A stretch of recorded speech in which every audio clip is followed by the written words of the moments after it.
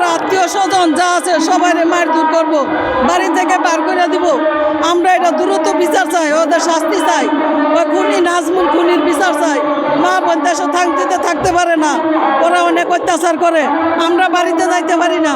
আমরা অনেক ফ্যামিলি আত্মীয় স্বজন সব বাহিরে। আমরা ডক্টর ইউনূসের কাছে, বর্তমান সরকারের কাছে আমরা বিচার চাই। খুনি স্বৈরাচারের আমরা বিচার চাই। 5টা খুন করে আওয়ামী লীগ স্বৈরাচার কখনো কেন দেশে থাকিয়া আমাদের মারধর করে, আত্মীয় স্বজন করে। আমাদের আসামিদের সাক্ষী দিতে দেয় না, বাড়িঘর ভাঙচুর করে। নারী বুঝে না, মহিলা বুঝে না, মা বোন সবাই অত্যাচার করে, মারধর করে। আত্মীয় স্বজন কেউ বাড়িতে থাকতে পারে না। আজকে বর্তমানে এই যে আমরা এই জায়গায় আসছি, বিকালে শুনবো যে আত্মীয় স্বজনরা মারধর করছে, বাড়ি থেকে বার করে দিছে। আর যারা সাক্ষী দিব এক মারধর করে কোনো সাক্ষী দেয় না। তা আমরা বর্তমান সরকারের কাছে বিচার চাই, যাতে আমরা এই বিচারটা পাই। আমার ভাই বিএনপি করতে বললে কত জেল কার্য কত কিছু করছে, এরপরে মাইরা লাগছে। 9টা বছর হয়েছে আমরা এই অত্যাচারে জর্জরিত।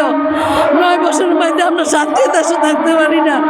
বর্তমানে অখণ্ড আমরা শান্তি থাকতে পারি না। কেন ওরা মিলিক করে, তারপরও কেন আমাদের উপরে অত্যাচার চালায়? এটা কেমন সরকার? এটা কেমন দেশ? এটা কেমন বিচার? আমরা ডক্টর ইউনূস বর্তমান সরকার দ্বারা আমরা এই বিচার চাই, যাতে দ্রুত আমাদের বিচার করে। নাই না আমরা আত্মীয় স্বজন যা আছি সব রাস্তাঘাটে অনশন করবো। আমাদের এই দাবি হতে দ্রুত বিচার চাই, নাজমুলের ফাঁসি চাই। আমরা আর কিছু বলতে পারি না, আমাকে বলার অনেক কিছু আছে, ভিতরে কলজা ফাটা যায়, বলার মতো কিছু নাই, বলতে পারি না। অনেক খারাপ, অনেক কষ্ট লাগে। আর কিছু বলবো কি বলবো, বলার মতো আমার কিছু নাই। আমরা নিরাপত্তা চাই। আমরা অনেক বাড়িতে গেলে অনেক আমাকে মারধর করবো, আমরা চাইনি না। আমরা অনেকদিন ধরে 9 বছর ধরে এলাকায় চাইলে পড়ছি। অনেক আত্মীয় স্বজন সবার তো আছে, থাকতে পারে। যারা নিরহ মানুষ আছে ওদের মারধর করে, বাড়িতে যায় আছে, ওদের আক্রমণ করে। মা বোন, ছোট ছেলে বোন কিচ্ছু বাঁচে না, সবাই অত্যাচার করে, নারী নির্যাতন করে। রাত্রে বাথরুমে গেলে, বাহিরে গেলে, গ্রামের বাড়ি সবাই ওরা সম্মানে হানি করে, শরমে লজ্জায় ভয়ে কেউ বলতে পারে না। আত্মীয় স্বজন তো আমাদের বলে যারা হয় এই কাণ্ড করে। আমরা কি মানুষের কাছে বলতে পারি যে আমাকে অত্যাচার করে? লজ্জাজনক কথা। তবে আমার বাইরে অনেক এত গুল্লি করছে বলার বাইরে। আমার বাইরে এরকম জায়গায় গুল্লি করছে যাতে ডাক্তারও দেখতে শরম পায়, এমন জায়গায় চাইছে গুল্লি করছে।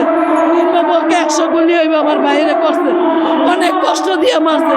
2টা বাতিদা নিচে নিচে বলতে পারি না। পরে শুনি যে নদীতে কাটতে ফেলাই দিছে। এটা আমরা বিচার চাই, এটার বিচার কি? আর ওরা কেন অত্যাচার করে? আওয়ামী লীগের লোক কেন দেশে থাকতে পারে? এটা কেন প্রশাসন বিচার করে না? প্রশাসন কেন মাথায় নেয় না? কেন এটা বিচারের দাবি করে না? আমরা একটু কাছে আমরা নাজমুলের বিচার চাই,